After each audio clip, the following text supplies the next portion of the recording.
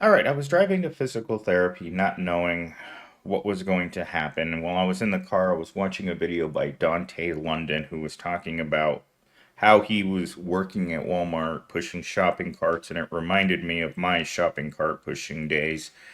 And I didn't think too much of it until I looked at his most recent video, and the dude's making like 10 grand a month. 30,000 subscriber channel, 10 grand a month. That's actually pretty damn good money. It'd be enough for me to quit my day job to make that kind of money. But I don't run that kind of channel. And you often wonder how these guys get big, right?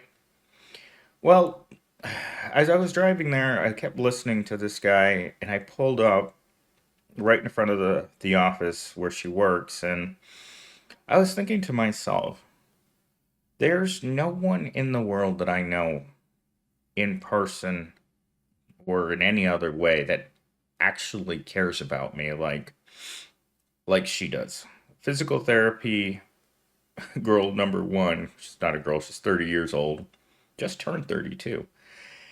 And I've been seeing her probably about every 10 days for a long time it feels like, and she was one of the few people, and this is one of those strange meetings that you have. It's like I was hanging out with Tiffany, who's around 65 years old at the gym.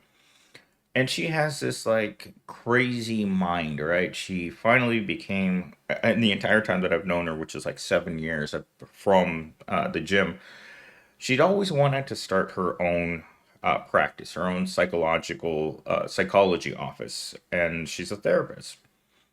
And we were talking one day. She's like, "You should, go talk to this girl. I really like her up here in Awatuki."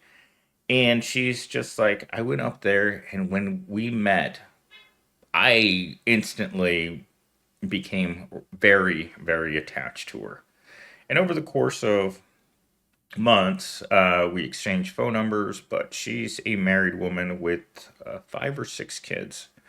She had a tough upbringing. Anyhow, I'm not telling this story in order because it doesn't have a very good ending.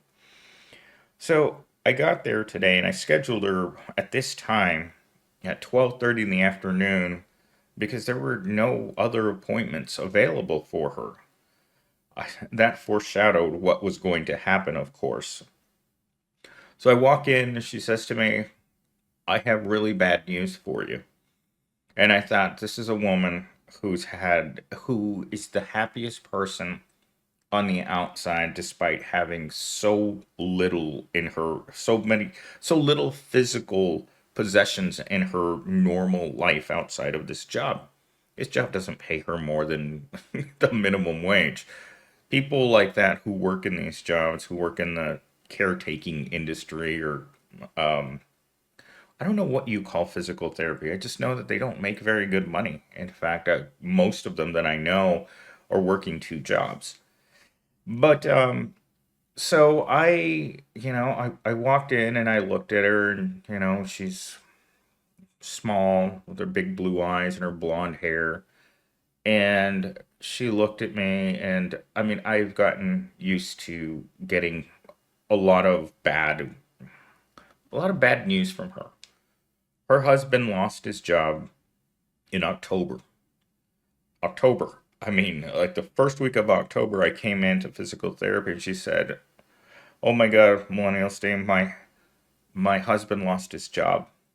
And my first thought was, he has a wife, he's got all these kids, and they weren't doing great. I mean, he was making 100 grand a year, but you add a family, a mortgage, two cars, and kids to $100,000 a year. You're making minimum wage at that point. And so he couldn't find a job. I think he ended up taking a job working in fast food because he couldn't find a job in his industry. So they had been doing really bad up until 2 weeks ago when he finally got an entry level job in an industry he's worked in his entire life. That's where I'm going to end up because there are no jobs at my current level. At the senior level that I work at, there are no jobs. And so we were discussing this briefly, right? Because, of course, every time I see her, she updates me on what's going on with her family. And I thought, I knew he just took a job. I knew it was like maybe, I think he was only making 40,000. It was a very, as a sales job, but very, very entry level. And with a lot of sales jobs, of course, you make commission, and that's how you're supposed to boost yourself up, but you're not going to instantly make commission. Anyhow, I was expecting to hear, something bad that they hired him and then they fired him because a lot of corporations right now are making offer letters, but then realizing, you know what, they're not desperate enough. Or they're hiring someone that they just don't want to retain. Sometimes, when not at the Walmart that I worked at, but the Walmart up the street from me, I used to know this girl that worked there. She might still work there. Um, I hadn't seen her in a long time, so I try not to go into that store because a lot of the people that I used to work with got transferred to that store. And the last thing I want to do is be reminded of my days working inside of a retail place. Anyhow, I remember walking in one day and I looked at her and I said, Jackie, oh, you got a new worker? And she's like, yeah, I'm going to get rid of him by the end of the day. And I'm like, sometimes that happens. Sometimes you'll start a job and there'll be something that they don't like about you, whether it's your work ethic, your attitude, or your balmy personality. So, and I mean, for me, it's been the same way. Every Gen Z that I've hired, first of all, they're not good workers. They're not good communicators. They don't want to work all day. This is something I've had to deal with every one of them. It's like your hours aren't optional. You can't just decide that you're going to go home at 3 or at 2 o'clock in the afternoon. That just doesn't happen. So sometimes even getting a job doesn't mean that your financial problems are going to go away. Just something that may not work out, and that's why I'm making this video. Sometimes it doesn't work out, and it's not in this situation that didn't happen, but something even worse happened. So she tells me that she has to tell me something, and I knew in the tone of voice that she told me what she was about to say, I knew it was going to be bad. And I don't need any more bad news on days in which I'm already in a bad mood. So she looks at me and she says, my husband got a job offer and he's going to take it, or he's already taken it. And this was just 7 days ago. So, in the course of 2 weeks, he has to be at work on Monday morning of next week. And it involves moving his whole family to the East Coast. I believe she said it was in Maine. As far from Arizona as humanly possible. They made him a job offer that he couldn't refuse. They paid for his moving expenses. But she's freaking out trying to move her entire house to this other state on the other side of the country in a very short period of time. I even asked her today, it's like, why are you even here? And she's like, I don't know. But of course, even though she's moving away and hopefully being successful, because I've met people in the workplace. Like the most infamous case that I know of when I started working at the university, I remember I was 18. Uh, I think I was 18. And we had a guy that worked with us, and he embellished what he put on his resume and moved to Florida. Within a week, I remember my boss getting a phone call from him asking if they'd filled the position and if he could reapply for his old job because they found out in Florida that he wrote a lot of things on his resume that he couldn't actually do. So within a few days, they fired him. And so he took the time and effort to move all the way to Florida and then had to move all the way back because, oh, by the way, they didn't offer him his old position back. So he was in a very bad spot, to say the very least. But anyhow, I'm hoping that nothing like that happens to physical therapist woman. But yeah, she's leaving, and I took it very badly because I don't have very many people that I see in my ordinary life on a on a regular basis. There's no one that I see that I know cares about me like she does. She 100% cares about me in a way in which, for being a married woman, especially since I'm older than she is, I'm, a little over 10 years older than she is.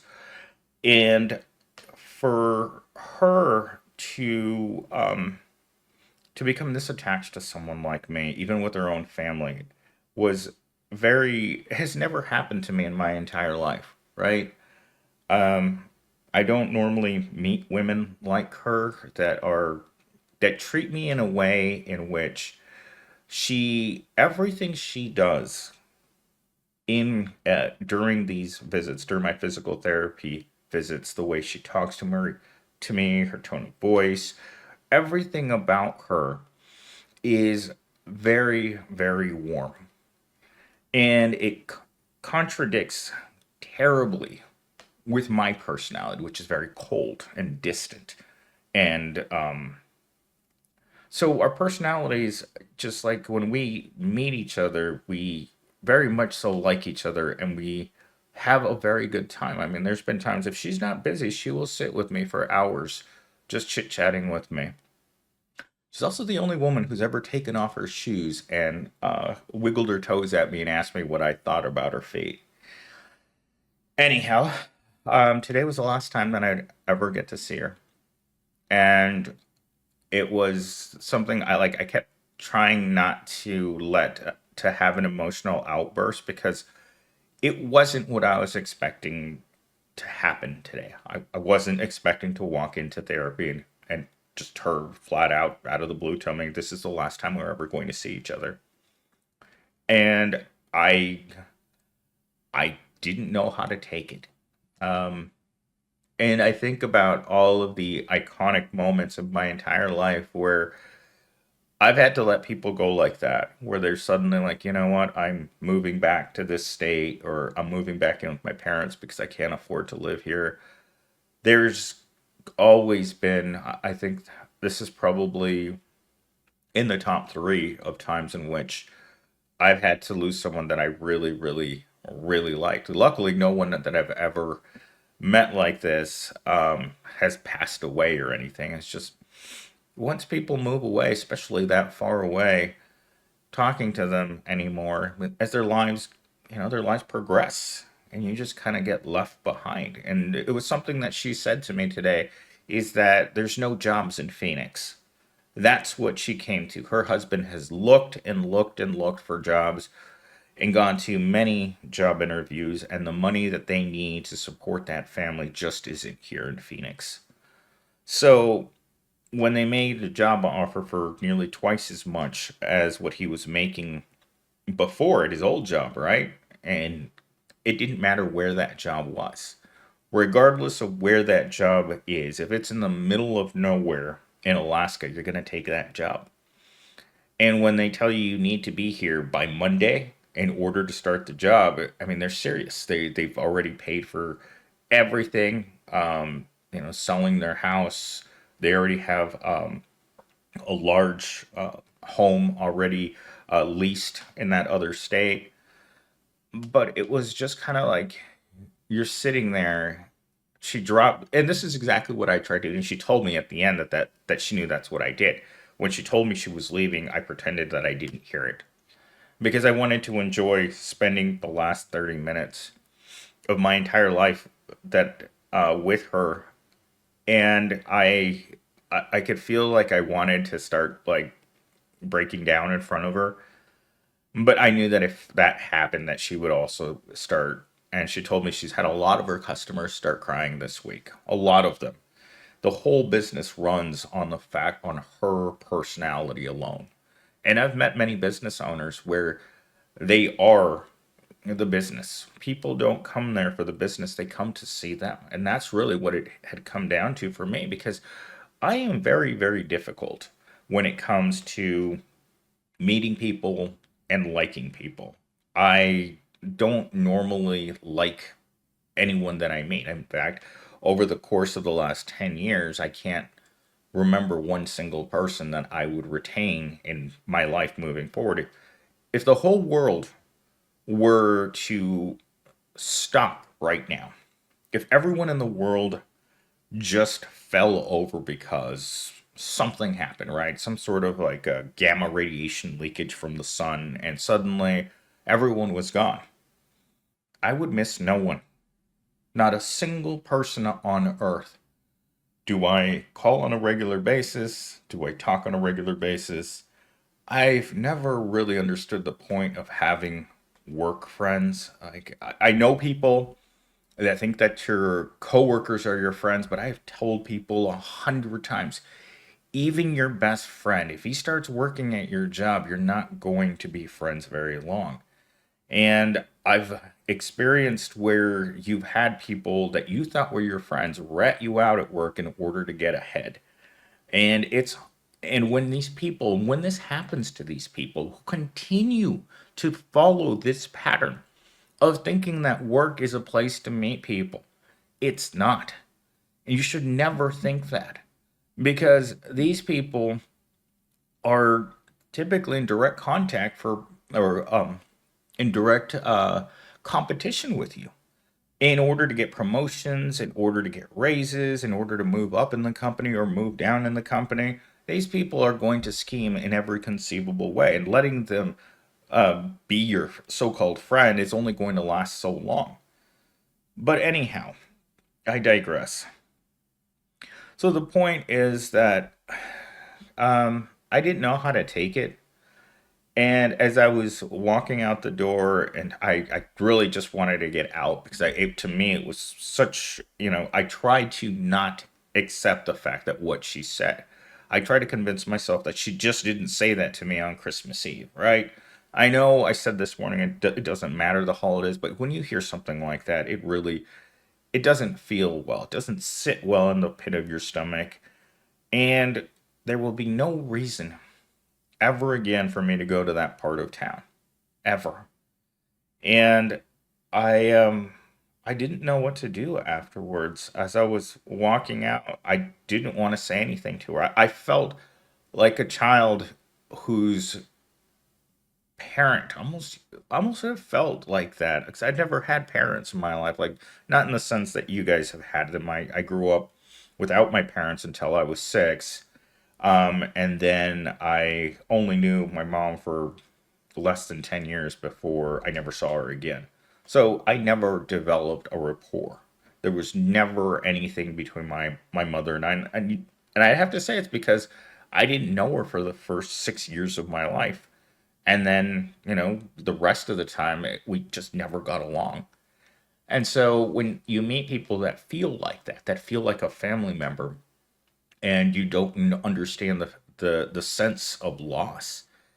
And that's what I was feeling. And I tried to walk out of the office without saying anything. And she told me, she stopped me at the front of the door and she said, "You're not allowed to leave here without saying anything." And I didn't want to say anything. I was too terribly hurt and I didn't want her to know how hurt I was. But as I got to the door, she told me she loved me and then she blew me a kiss. And I was just like, is that normal for a married woman with that many children? And I got in my car and I just drove down the street. I didn't know where I was going. And I just pulled up into this parking lot. I started yelling at Siri because I wanted directions to some place. I didn't know what to do, so I just drove around aimlessly.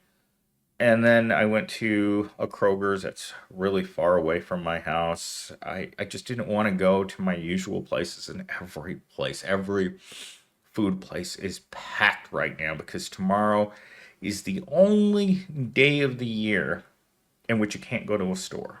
I think there should be more days like this where retail workers have the time off to do whatever, to enjoy with their families, because that's one of the things that once you start working in retail, birthdays, nights, holidays, you always have to work on the holidays. You miss out on so much of your personal life once you start working in retail because they want everyone working when no one wants to work. But anyhow, I know I dragged this on for way too long. Today again was one of the most emotionally difficult days of my life. And I know that I'm probably never going to meet another person like her. And I know that because I haven't. I've been a person who's lived a very solitary lifestyle. I don't meet people that like me very often. In fact, I would say that most of my interactions with people are where it's understood that I don't like them and I don't have a tendency to like a whole lot of people. And when I meet someone that I really like that, it is very profound and it is very hurtful to have them leave like that. And then she kept saying to me, it's like, oh, I'm just a text message away. And I'm like, it doesn't matter. Once you're not here, you're not here anymore. And I'm not a person who stays in touch. I mean, I had a girl that I met on Tumblr like 15 years ago. Yeah, I met her right when I went back to school. So that would have been in 2010. I met her on Tumblr, and we talked almost every day, or I would say more than that, for years and years and years and years. And then suddenly something happened. Oh no, she went to prison a couple of times. And so for yeah, in those 15 years that I knew her, there's like 2 year gaps in which she actually told me she was too ashamed to tell me that she'd been sent to prison again for indulging in substances. And she didn't learn the first time, so they ended up putting her in prison for another 2 years. And then, her life started falling apart and she let herself go. And she didn't want me to see her as a different version of herself, a person who's gained 100 pounds, and she's very much so about the aesthetic. So when she gained all that weight, she's just like, no, I'm not comfortable with you anymore because I'm not comfortable with myself. Anyhow, yeah, I wasn't gonna make a video this afternoon, but I didn't know what to think right now. So of course I'm gonna hit the sauce pretty hard tonight and see what happens, right?